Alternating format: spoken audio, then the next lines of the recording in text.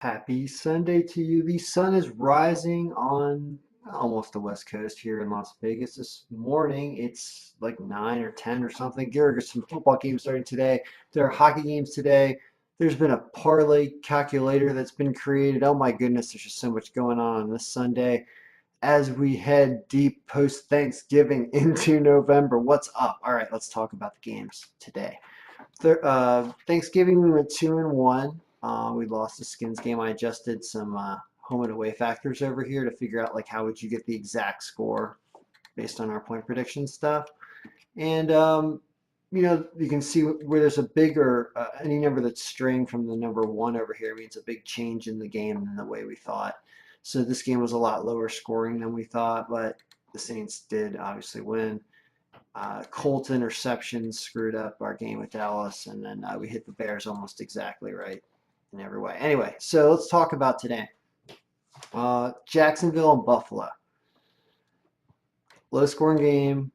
There's conflict here between our win percentage and our projected score. It just means that it doesn't know if Buffalo or Jacksonville's going to win. This game's at home in Buffalo. Jacksonville's really a miserable team having nothing but trouble. And I think that this line and Buffalo being at home makes me sneakily want to take them here and the point predictions. So I think it's kind of worth it at plus 145 just because you don't want to put your money on Jacksonville. Now, Oakland and the Ravens, this line I just saw changed when I was checking lines right now. I can see why. This is a huge percentage for us. Games that are like 78, above 75%, if you look at our history, and these are all of our teams and how they've won here. I mean, we're doing, let's see here, we're 49-34 from week 6 going on. But when we look at something like our win percentage or win Y percentage, and you can say I care about this win Y percentage when it's greater than, if you say greater than 0.5, that's 50%, that's enormous. Our record is 11-0. See, we're 11 and no losses. There are no losses there. And another way to look at that a little bit easier to kind of show you what I'm talking about is if we change the way we're looking at this pivot table and we say we care about this by win Y percentage. Here's our percentage. Sorry, this keeps doing this automatically. I don't know why it's screwing with my screen. All right, so you can see when that number is up in the 70s, we only have one loss here, and it's a 47% game. I think it was the Ravens. No, it's the Bears.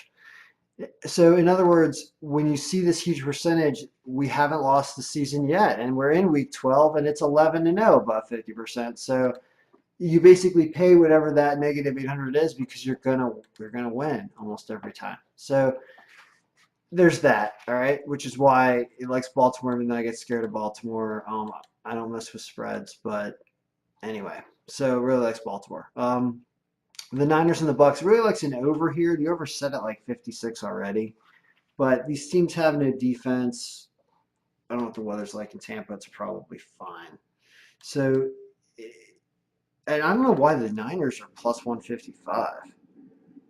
Tampa might have an offense at home. Their home factor is a little better. This is another sneaky line. I was going to take the over, but if San Francisco is favored in point predictions here and at plus 155, and Tampa at home, I don't know. Well, I was going to bet the points, but I don't know. I actually don't know what to do there.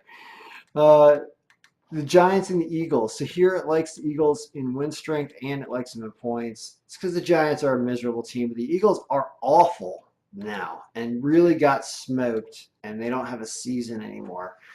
So it's week 12, but I know they feel like they're done. I think they are almost mathematically done, probably too. For that reason, I don't really like doing much in this game except maybe betting an over because the defense probably isn't going to be there, right? All right, so the Browns and the Bengals. This is a fun game because I like the Browns line because the point predictions is putting them up.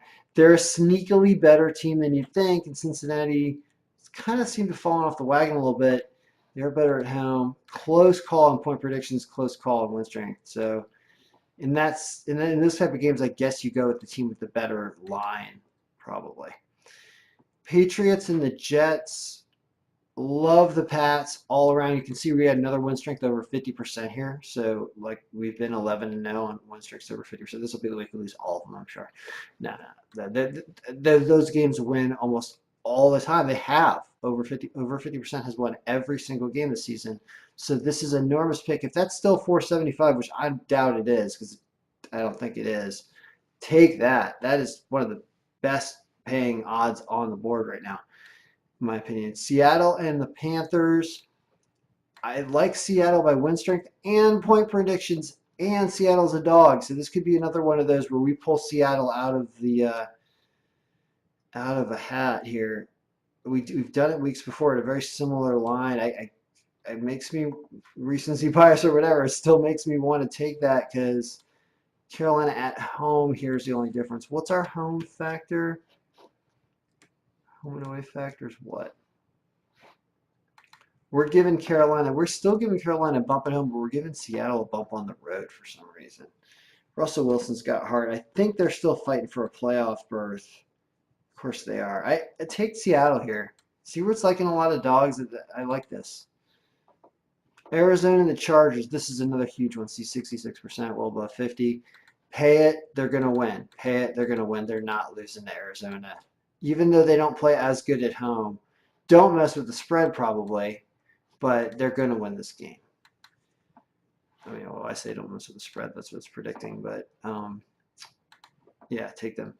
Dolphins and the Colts. Win strength over 20 points there. It's saying take Indianapolis. I see they're not as strong as like the Patriots or the Chargers because Miami can score some offense. These teams don't have any defense. This is a good over game. I think this over set super high also, but that's a good over. This is a very good over game actually. Super good over game. They're going to hit a ton of points there. I can see why.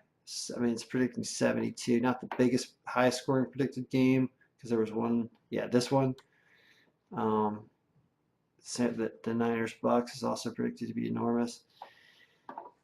But the Colts, yeah, I take the over before taking the Colts because you get a better payout and they're really going to hit whatever over it is. Pittsburgh and Denver. I like Pittsburgh by win strength and points. Denver pulls something out of their arse against the Chargers. Do they have it 2 weeks in a row? I don't think so. Ben Roethlisberger is still superhuman. So I would take them on the money line at minus 170. Packers and the Vikings. Not really conflict. This is Vikings all around, although I haven't liked what the Vikings have been doing. Here's what I mean. Look at the pick history. When you do this thing by team, actually, I think we have won the only game it told us. Yeah, actually we did. We won 2 games when it said pick the Vikings. We also won 2 games when it said take Green Bay. So why would you trust it now?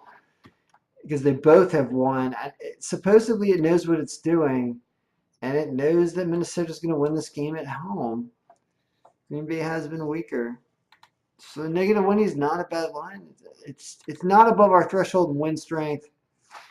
Tough call, but it's one of those games. But I guess if you got to pick one of those teams, you pick Minnesota because all the factors are in your favor everywhere. 0.9, they're a little better. Oh, you're discounting Green Bay on the road. Ooh. If you don't discount Green Bay at all, look at how close that is.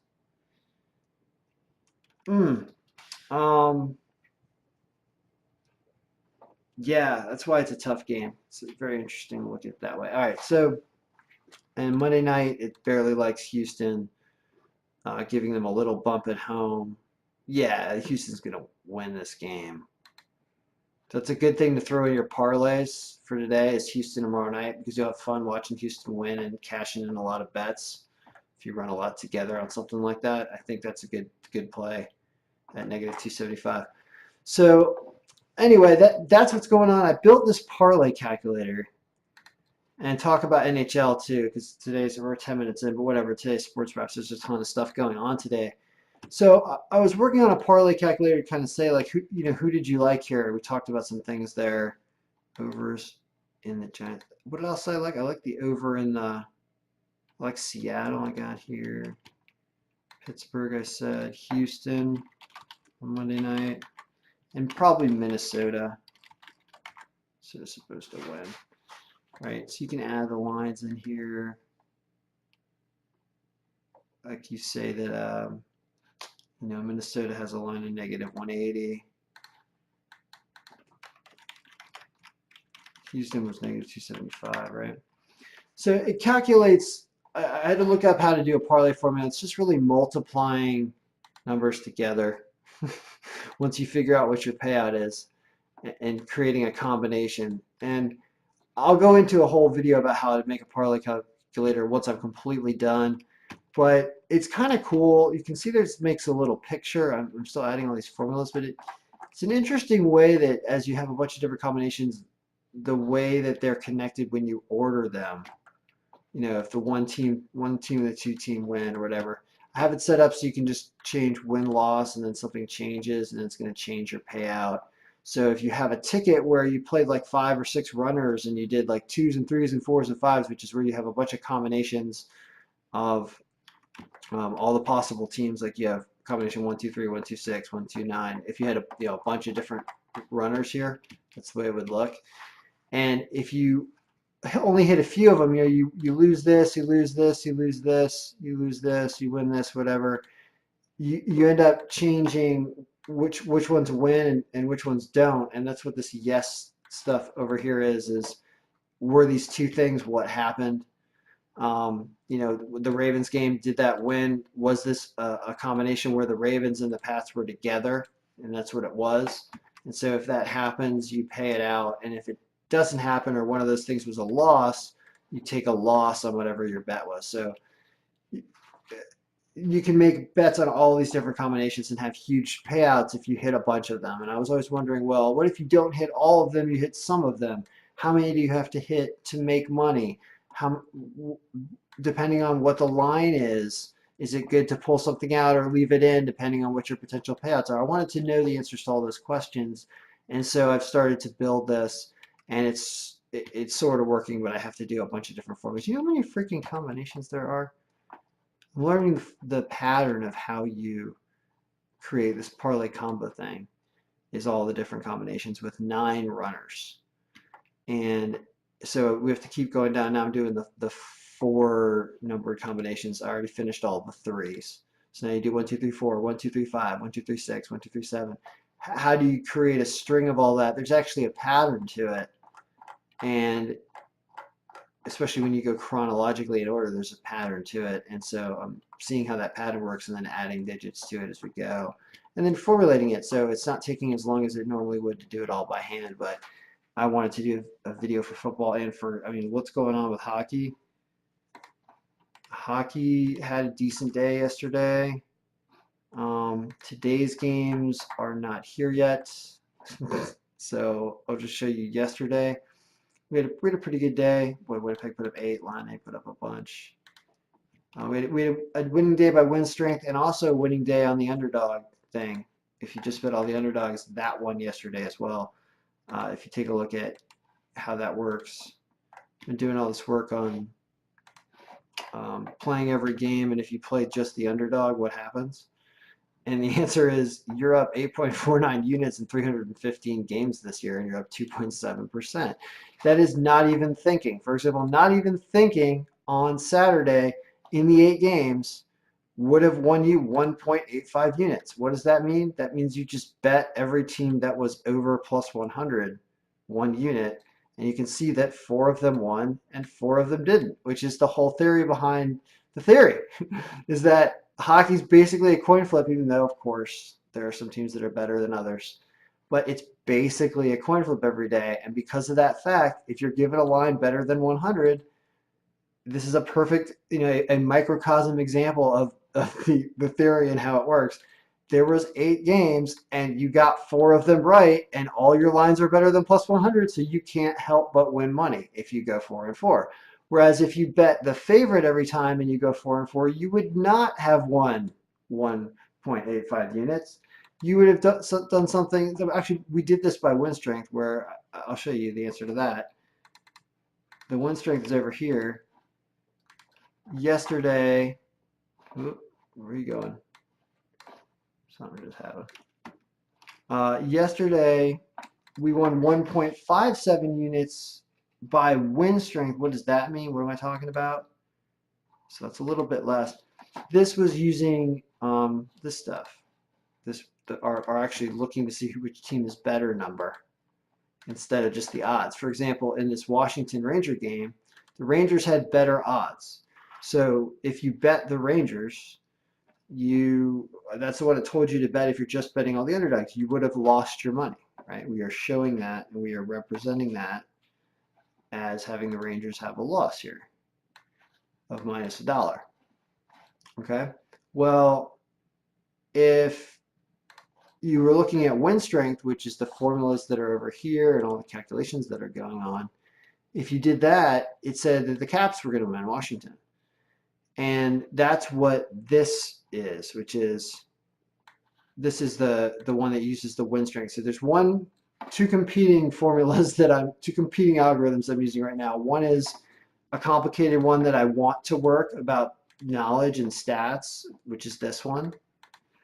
And then there's just the dumb luck of Vegas being terrible at making odds and the fact that you just bet the underdog and you always win because it's basically a coin flip. There's that strategy. So there's two competing against each other, and it'd be nice to marry the two and have a really great way of picking games. So hopefully we'll get there. But anyway, lot going on. I'll update today's NHL file after I work on the rest of the parlay card and NFL. And, I mean, what would I say to do if you're still watching this video? What am I going to do? I'm going to do what's on that parlay card a lot. And I think I'm going to take some better ones here just to have some fun because, I want to mess around and see, is it a better idea to take Buffalo at plus 145? Better idea to take Cleveland? Or should you do something more conservative and like take the Chargers, right? Because you're going to be adding them to a ticket and you're like, well, I know I'm probably going to win that game. I know those other games, maybe I'll win one and lose one. Is it a good idea if I'm playing a bunch of 2s and 3s round robin or something in my parlay card? Is it a better idea to have the Chargers in here, start messing around with what if this loses and what if the other one wins? What am I getting by having that in there? Do I want to just mess around with another team? There's a whole bunch of interesting ideas that can be bounced around. So, boy, that's a long video. Sorry, that's what I do. May your picks be winning.